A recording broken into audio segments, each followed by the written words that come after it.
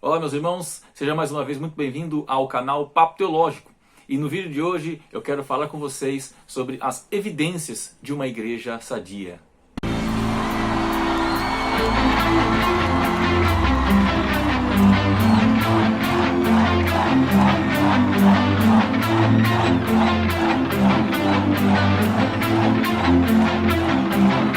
Olá irmãos, hoje eu quero falar nesse vídeo sobre as evidências de uma igreja sadia, baseada no que o apóstolo Paulo fala em Colossenses capítulo 1.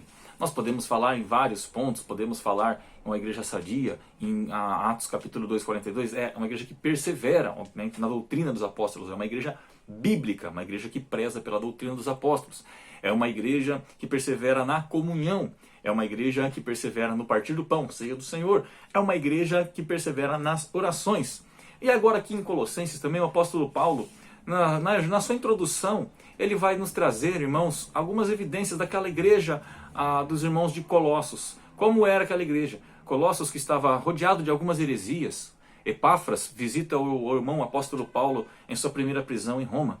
E leva algumas coisas que estavam rodeando a igreja, falsos ensinos do primeiro século, tais como o início do gnosticismo, ascetismo, misticismo e o falso judaísmo, a farisaísmo, de cultos, guardar dias, culto aos anjos, a sabedoria, trazer salvação através da sabedoria, essa mistura de coisas, abster-se de algumas coisas, que Cristo mais essas coisas. Isso estava rodando a igreja. Então o apóstolo Paulo escreve a carta aos Colossenses para mostrar a suficiência em Cristo Jesus. E na introdução ele fala que os irmãos de Colossos eram uma igreja sadia, uma igreja cristã. E quais são as evidências dessas coisas, irmãos? Eu vou ler rapidamente com vocês Colossenses capítulo 1, já nos primeiros blocos, a partir do verso 3 ali. Não, Paulo, no primeiro versículo, Paulo começa, Paulo, apóstolo de Jesus Cristo, por vontade de Deus, e o irmão Timóteo, aos santos e fiéis em Cristo Jesus, que se encontram em Colossos, graça e paz a vós outros, da parte de Deus, nosso Pai. Aí ele começa: damos graças, sempre graças a Deus, Pai de nosso Senhor Jesus Cristo, quando oramos por vós, desde que ouvimos da vossa fé em Cristo Jesus, do amor que tendes para com todos os santos, por causa da esperança que vos está preservada nos céus, da qual antes ouviste pela palavra da verdade do Evangelho. Então note aqui nós vemos já três características que Paulo fala também na primeira carta a Coríntios, capítulo 13, verso 13, Permanecer, pois, a fé, a esperança e o amor. Essas três, mas maior é o amor. O que a igreja de Colossos tinha? Paulo estava dando graças. Paulo não conheceu esses irmãos, Paulo não plantou essa igreja, quem plantou foi o irmão Epáfras, que ouviu, é fruto do ministério do apóstolo Paulo, ouvindo o evangelho, quando Paulo passou 3 anos em Éfeso. Nós vemos isso em Atos capítulo 18. Aqui Paulo ouve o relato de Epáfras e dá esse diagnóstico dessa igreja, que é uma igreja sadia. Como que essa igreja está rodeada de heresias, falsas doutrinas, querendo entrar, que não tinham entrado, queriam entrar. Como que essa igreja era? Era uma igreja que tinha fé no Senhor Jesus Cristo. Era uma igreja que tinha amor para com todos os santos. E era uma igreja que tinha esperança. Uma igreja, fé, esperança e amor. Essa é a marca de uma igreja sadia. Ela tem a fé inabalável no Senhor Jesus Cristo. Ela tem essa esperança inabalável da redenção final, que Cristo, como subiu, voltar a nos buscar. E ela tem esse amor inabalável em Cristo. Amor para com Deus, amor para com os outros. E qual a evidência disso? Qual é o resultado disso, irmãos? Qual deve ser, queridos? Você para pensar o resultado de uma igreja sadia. Uma igreja que tem fé, uma igreja que tem esperança, uma igreja que tem amor. Ou uma igreja que persevera na doutrina dos apóstolos, na comunhão, no partir do pão e nas orações. Qual é a evidência? O que isso deve fazer? Qual que é o resultado dessas coisas? Porque as nossas obras, elas não nos salvam, mas ela é uma evidência de um salvo. Sem obras, Tiago fala que a fé é morta. Uma igreja sadia é uma igreja que ela conhece a graça de Deus, que ela conhece a Deus e sua graça, e que esse conhecimento produz frutos. Olha só, ele continua, do verso 5, da esperança nos céus, desde que ouviste a palavra do Evangelho. Quando o Evangelho chega, traz mudança, irmãos. Verso 6.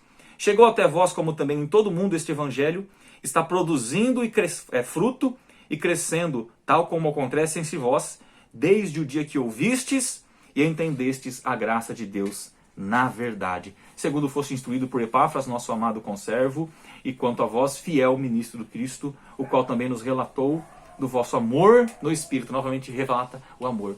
Irmãos, uma igreja sadia, uma igreja bíblica, uma igreja cristã que tem fé, esperança e amor, é uma igreja que produz frutos para a glória de Deus.